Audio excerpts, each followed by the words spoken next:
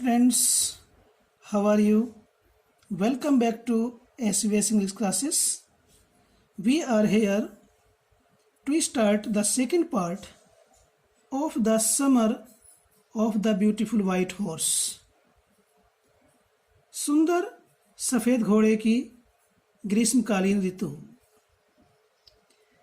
तो लेखक सोच रहा था कि जो कुछ भी वह खिड़की से देख रहा है उस पर उसे विश्वास नहीं हो रहा था कि उसका चचेरा भाई मुराद घोड़े पर सवार है। इस चीज का उसे विश्वास नहीं हो रहा था क्योंकि वह बहुत गरीब थे। वी वर पुअर, लेखक कहता है कि हम गरीब थे। वी हैड नो मनी, हमारे पास धन नहीं था। Our whole tribe was poverty stricken, poverty stricken कहते हैं गरीबी की शिकार। हमारी संपूर्ण जनजाति गरीबी की शिकार थी। Every branch of the Garoghlanian family was living in the most amazing and comical poverty in the world. लेखक कहता है कि every branch of the गैरोलियन, गैरोलियन एक जाति होती है, ठीक है, फैमिली। गैरोलेनियन, गैरोलेनियन परिवार का प्रत्येक ब्रांच, प्रत्येक शाखा, यहाँ ब्रांच से तात्पर्य है व्यक्ति।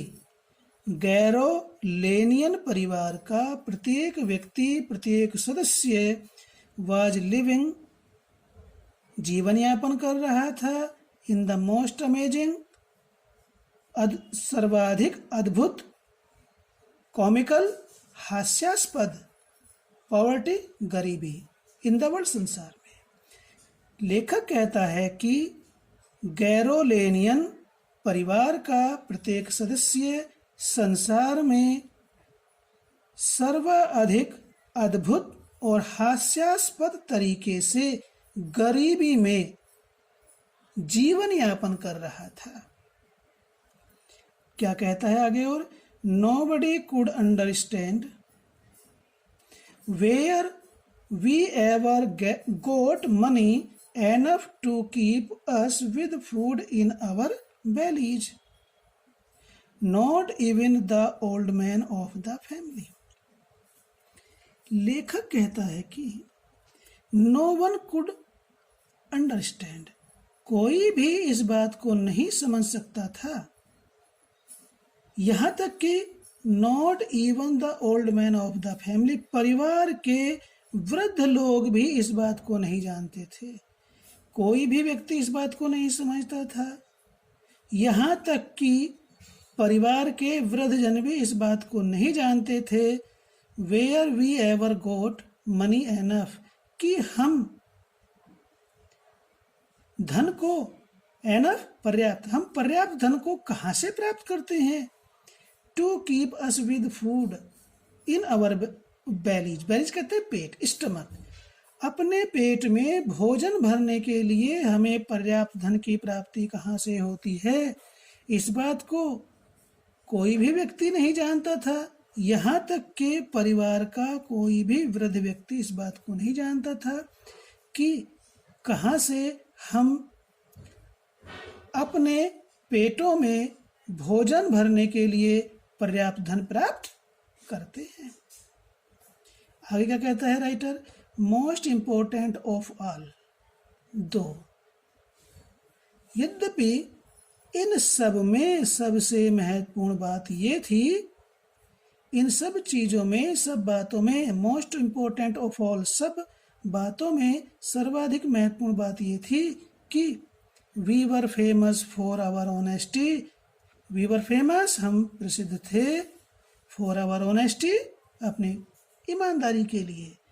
यानी कि जिस जनजाति का लेखक था उस वह जनजाति अपनी ईमानदारी के लिए प्रसिद्ध थी। We had been famous for our honesty for something like 11 centuries. लेखक कहता है कि हम, जब हम इसको एक्सप्लेन करेंगे तो इसका दे कर देंगे वी का, ठीक है स्टूडेंट्स। यहाँ पर भी ये दे हो जाएगा, यहाँ पर भी दे हो जाएगा। जहाँ पर बहुवचन में है तो बहुवचन में होगा और सिंगुलर में है तो सिंगुलर में हो जाएगा, ये देयर हो जाएगा। ठीक है, ये दे सब्जेक्ट है, ये पजेसिव है, देयर हो जाएगा। ठीक है, और ये जैसे यहाँ पर अस, तो ये दैम हो जाएगा। कब होगा? जब हम इसको एक्सप्लेन करेंगे, जब हम एक्सप्लेनेशन लिखेंगे तो इन चीज़ों का ध्यान रखना है। तो क्या कहता है लेखक? We had been famous for our honesty for something like 11 centuries. कुछ 11 शताब्दियों से, ठीक है, लगातार we had been famous for our honesty. We means हम, अपनी ईमानदारी के लिए लगातार 11 शताब्दियों से प्रसिद्ध रहे हैं। लेखक कहता है, या इसको हम लिखेंगे एक्सप्लेनेशन में, तो कैसे लिखेंगे? The writer says that they had been famous for their honesty for continuous 11 centuries. वे 11 शताब्दियों से अपनी ईमानदारी के लिए प्रसिद्ध रहे हैं। इसको हम इनडायरेक्ट में चेंज कर देंगे, डायरेक्ट में लिखा हुआ है even when we had been the wealthiest family in what we like to think was the world. Even when, जब भी, we had been the wealthiest family, हम सर्वाधिक धनी परिवार रहे हैं, द वर्ल्ड, संसार में, जैसा कि हम सोचते थे। In what we like to think, जैसा कि हम सोचना पसंद करते थे। क्या सोचते थे? यानी लेखक कहता है कि हम सोचते थे कि संसार में हमारा परिवार सर्वाधिक धनी है। वेल्थिएस्ट फैमिली, सर्वाधिक धनी परिवार। तब भी वो ईमानदार थे। ठीक है, वी वर प्राउड फर्स्ट। लेखक कहता है तो इंडायरेक्ट में क्या लिखेंगे? दे वर प्राउड फर्स्ट। वे पहले, प्राउड मीन्स वैसे घमंडी भी होता है, लेकिन यहाँ इसका अभिप्राय, इसका मीन्स स्वाभिमानी। वे स्वाभिमानी थे पहले, फर्स्ट मीन्स पहले, वे स्वाभिमानी पहले थे, ऑनेस्ट नेक्स्ट, ईमानदार बाद में। After that, and after that, और इसके पश्चात, we believed in right and wrong, और इसके पश्चात हम, दे कर देंगे इसका, और इसके पश्चात वे सही और गलत में विश्वास करते थे। तो क्या कहता है, क्या विशेषता बताता है लेखक अपनी जनजाति की? कि वे स्वाभिमानी पहले थे, ईमानदार बाद में, और इसके पश्चात वे सही और गलत में विश्वास करते थे। तो none of us would take advantage of anybody in the world, let alone steal. तो उस मुराद, चचेरे भाई मुराद को उस चोरी के घोड़े पर बैठे हुए देख करके अपनी जाति की, जनजाति की विशेषता बता रहा है कि वे ईमानदार थे, स्वाभिमानी थे। तो कहता है कि वे स्वाभिमानी पहले थे, ईमानदार बाद में, और इसके पश्चात वे सही गलत में विश्वास रखते थे। नो वन या none of us could take advantage. Take advantage means लाभ उठाना, ऑफ एनीबडी, किसी भी व्यक्ति का, इन द वर्ल्ड, संसार में। नो वन ऑफ अस, हम में, लेखक कहता है कि हमारी जनजाति में से कोई भी व्यक्ति, कोई भी सदस्य किसी दूसरे का अनावश्यक लाभ उठाना नहीं चाहता था, नहीं उठाता था। लेट अलोन स्टील, चोरी का तो प्रश्न ही नहीं उठता, चोरी की तो बहुत दूर की बात है।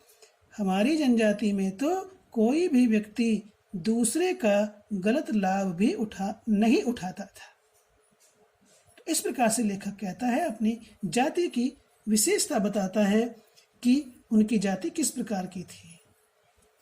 यानी कि दूसरे के व्यक्ति की चोरी करना तो बहुत दूर की बात है, किसी दूसरे व्यक्ति का अनुचित लाभ भी नहीं उठाते थे। क्या कहता है आगे लेखक? Consequently even though I could see the horse so magnificent,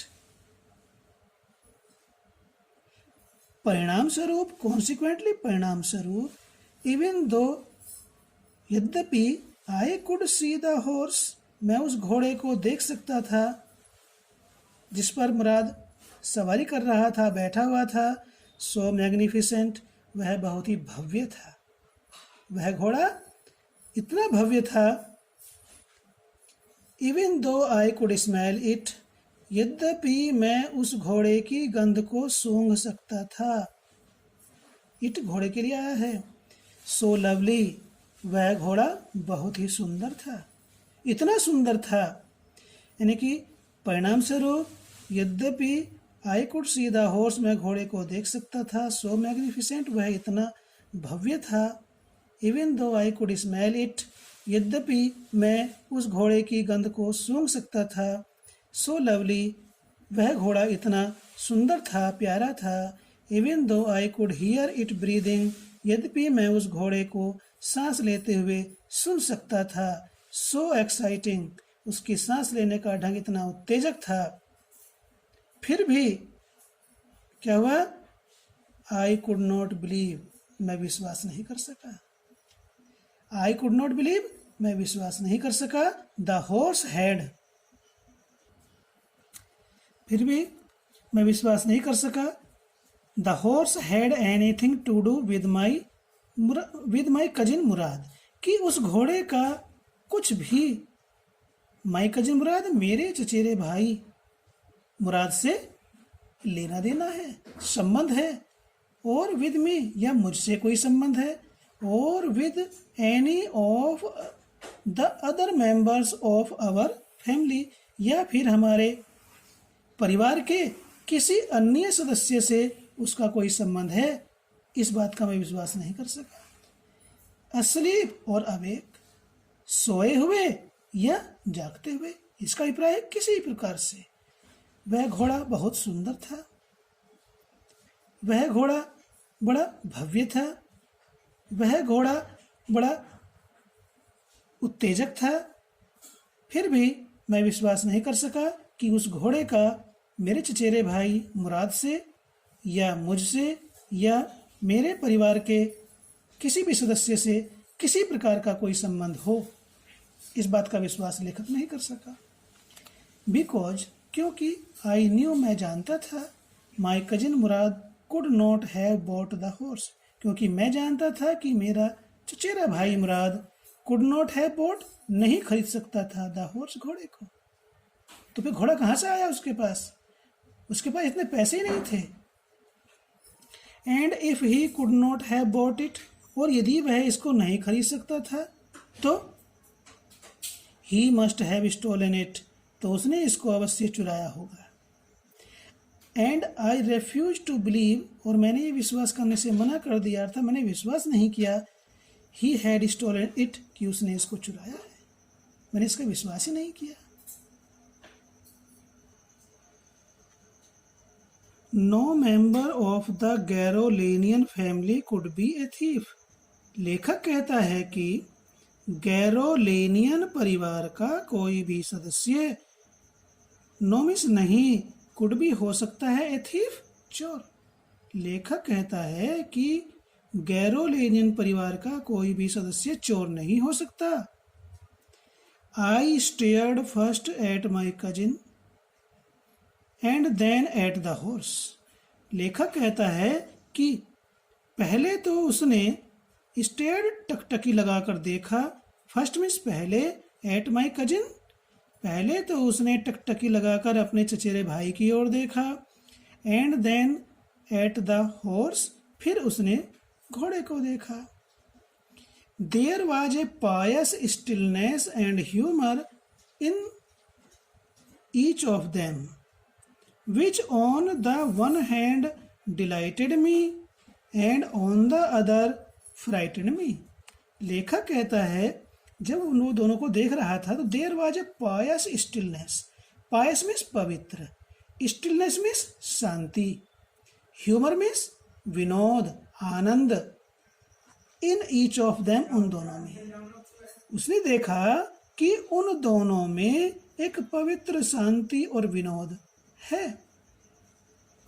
which on the one, एक तरफ तो उस शांति और विनोद या आनंद ने डिलाइटेड में लेखक को आनंदित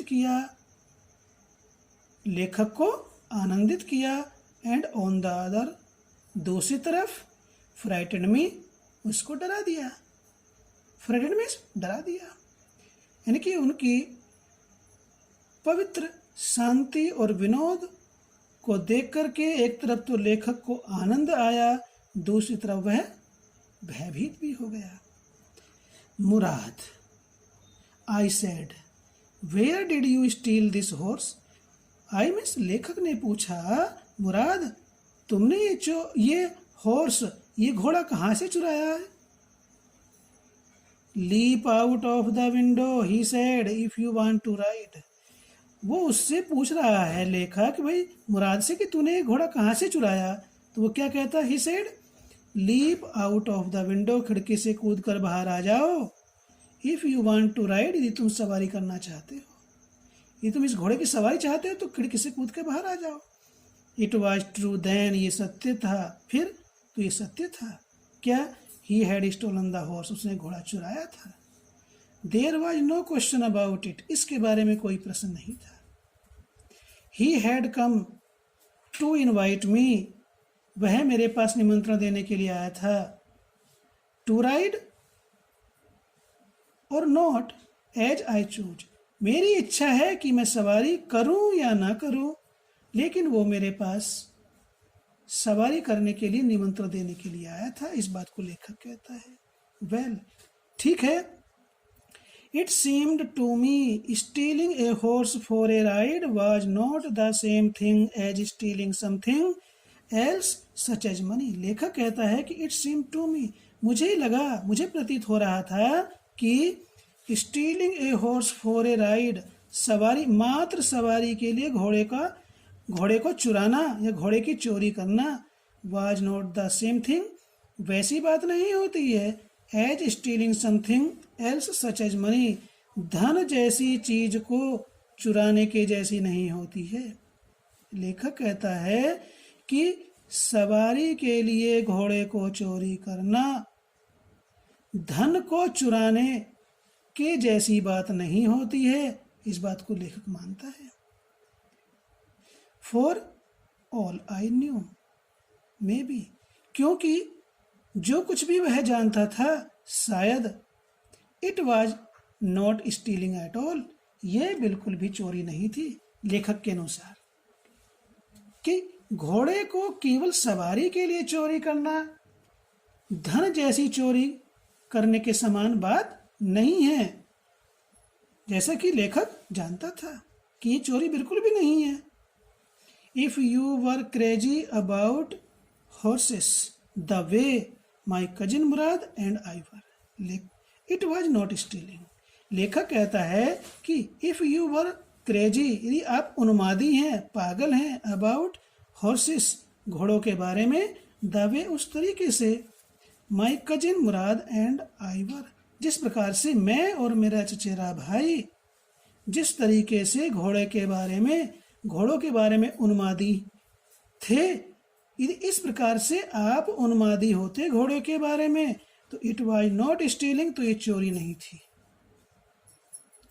it would not become stealing, ये until we offered to sell the horse, which of course I knew we would never do। लेखक कहता है it would not become stealing until, ये उस समय तक चोरी नहीं हो सकती, या ये उस समय तक चोरी नहीं हो सकेगी या होगी, जब तक ये उस समय तक चोरी नहीं होगी जब तक we offered to sell the horse, जब तक हम घोड़े को बेचने का प्रस्ताव नहीं कर देते। और हम चुरा करके उसको बेच देते या बेचने का मन बना लेते तो चोरी होती, लेकिन हमने ऐसा तो किया ही नहीं है। वो कहता है it would not become stealing until we offer to sell the horse, ये उस समय तक चोरी नहीं हो सकती है जब तक हम उसको घोड़े को बेचने का प्रस्ताव नहीं कर देते।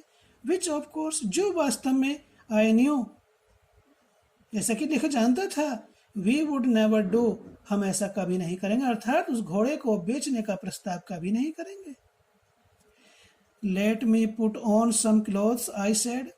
जब वो कह रहा था भाई आजा भाई, यदि तू सवारी करना चाहता तो आजा, खिड़की से कूद गया।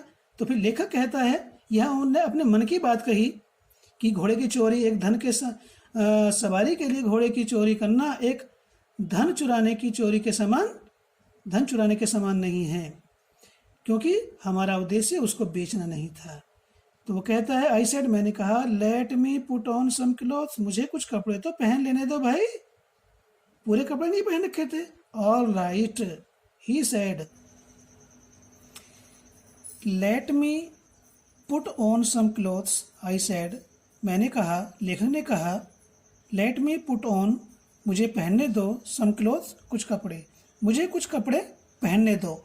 इस बात को लेखक ने अपने चचेरे भाई मुराद से कहा। तो मुराद क्या कहता है, ऑल राइट ही सेड, उसने कहा ठीक है भाई, अच्छा है, बट हरी, लेकिन जल्दी करो, कपड़े पहनने में देर हो रही है। आई लीप्ड इनटू माई क्लोथ्स, लेखक कहता है लीप्ड इनटू मीन्स कूदा, अपने कपड़ों में कूदा, मीन्स उसने तुरंत ही अपने कपड़ों को पहन लिया। I jump down to the yard from the window, लेखक कहता है कि उसने खिड़की से आंगन में, यार्ड मीन्स आंगन, आंगन में कूद लगाई, कूद करके आया, या खिड़की से आंगन में कूदा। एंड लीप्ड, लीप मीन्स होता है कूदना, and leaped up on to the horse, और घोड़े पर कूद करके बैठ गया। बिहाइंड माई कजिन मुराद, अपने चचेरे भाई मुराद के पीछे घोड़े पर बैठ गया। ठीक है स्टूडेंट्स, यदि आपको ये पसंद आया तो इसको लाइक कीजिए। इसके बाद आपसे मिलते हैं वीडियो नंबर 3 में। धन्यवाद।